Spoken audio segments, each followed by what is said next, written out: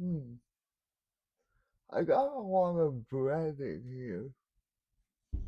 Wait a minute, bread's the only thing I have in here.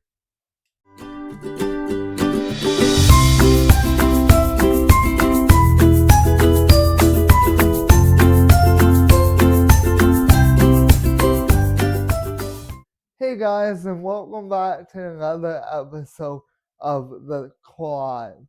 Today I'm going to be talking about the glycemic index and glycemic load of bread and how it can affect a diabetic's blood sugar. Now, bread is a very touchy subject in the diabetic world because normally it has a very high glycemic index, which spikes blood sugar, and a very high glycemic load that keeps blood sugar high for a longer period of time. Now, there are ways around that by, let's say, pumping insulin 15 minutes before eating bread. That gives the insulin time to kick in, lowering blood sugar before the bread raises it again, in hopes that that action helps level the blood sugars out quicker, because when the carbs of the bread start taking effect, your blood's already dipping and not as high as it once was. But that's that's a lot of work to me, remembering to always correct 15 minutes before.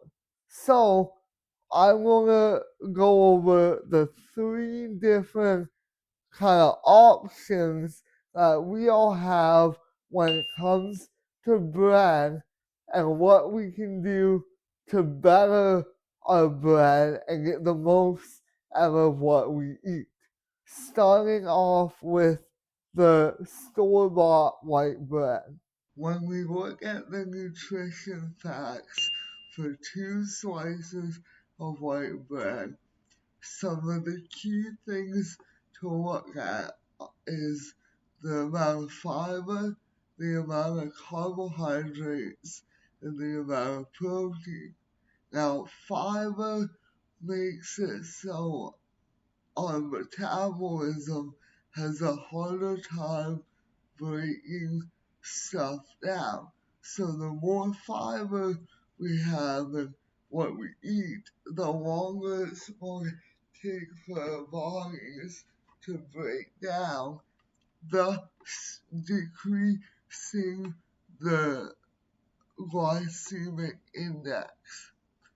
But on the other hand, the more carbohydrates it has increases the glycemic load, because the more carbohydrates something has, the longer it's going to stay in our system.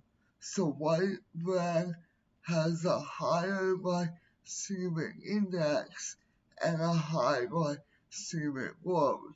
Now, personally, I don't think the glycemic load matters that much, because after all, the higher our blood sugar can stay at a reasonable level, the longer we can do physical activity without running the risk of our blood dropping. Now, something to note is there is 7 grams of protein, but compared to the other breads, it has the lowest amount of the three options. Most of us know store-bought white bread isn't the best for us.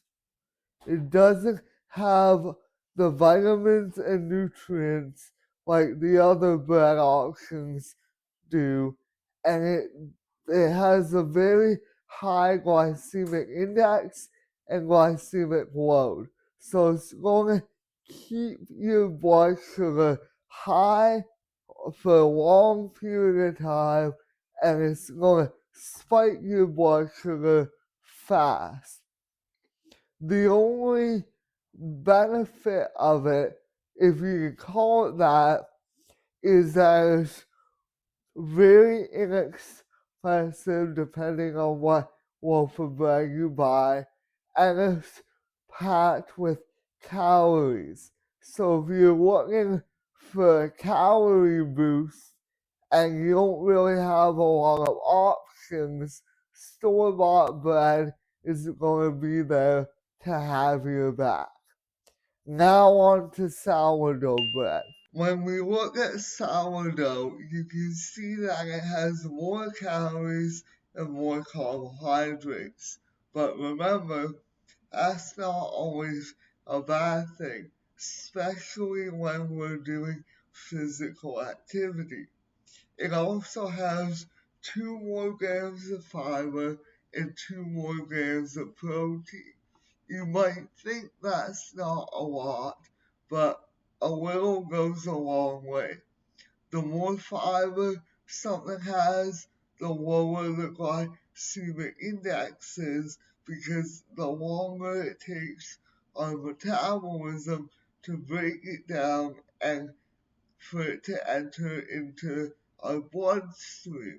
You can also see that there's some nutrients and vitamins as well, like iron and calcium.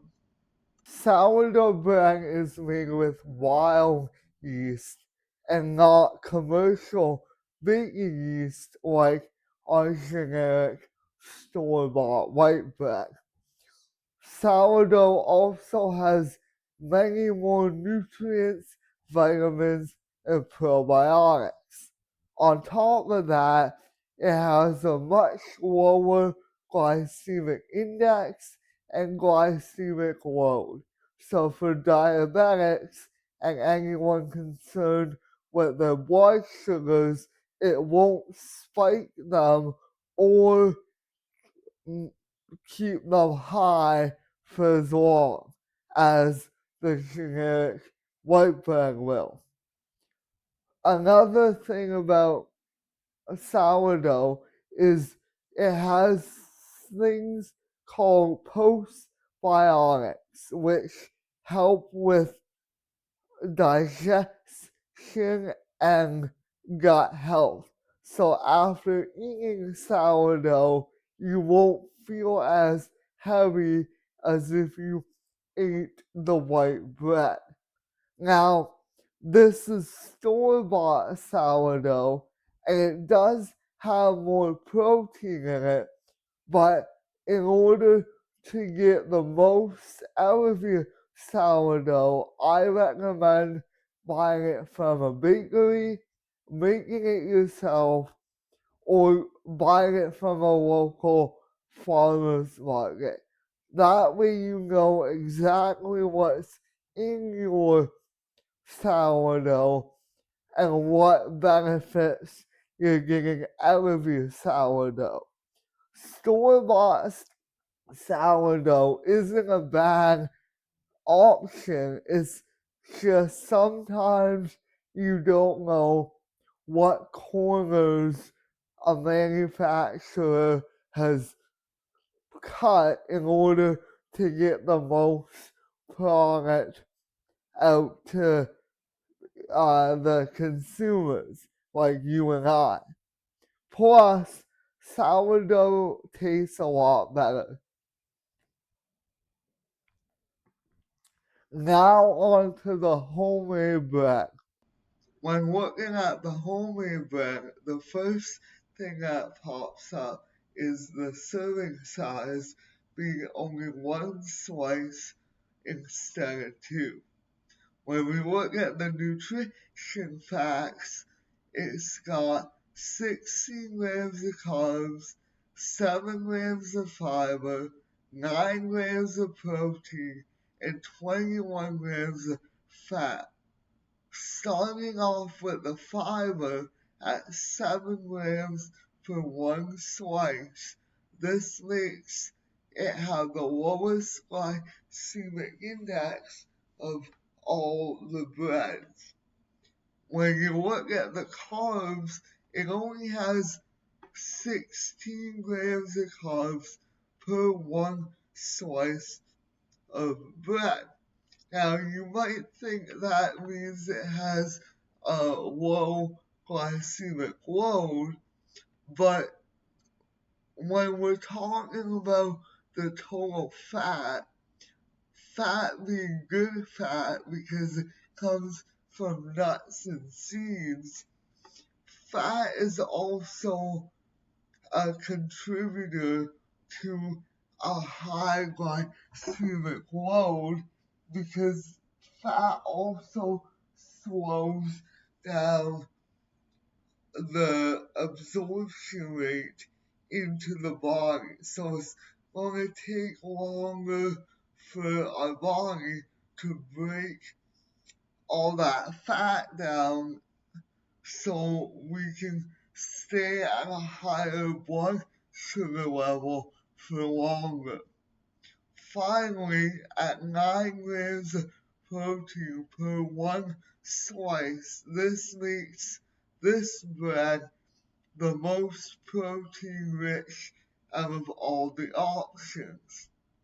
On top of that, all these vitamins, nutrients, and minerals make this bread a really good option. This homemade bread is made up of oats, mixed nuts, and mixed seeds. It's also packed full of vitamins and nutrients like potassium, calcium, iron, sodium, and protein. It also has a lot of healthy fats in it due to all the nuts and seeds. Healthy fats help promote good muscle growth. This recipe comes from a YouTube channel called The Doctor's Kitchen, and I'll leave a link in the description below so you guys can go and see how it's made and learn a lot more about what went into this bread. Now, I understand that making homemade bread isn't always the most inexpensive, but a good trick that I use is whenever I'm making a new recipe, I always go to a bulk food store like Bulk Farm where I can weigh out all the ingredients that I need. That way, I'm not paying for more than I need. It reduces costs, and if I don't like the recipe at the end, I don't have all these ingredients laying around that I may never use again. So if you're trying out new recipes, that's one way to make it more cost efficient.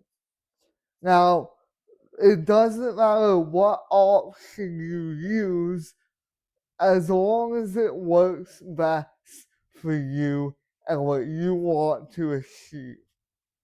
Whether it's store-bought white bread, something like sourdough bread, or even making your own homemade bread, as long as it works best for you, keep it simple and keep it that way.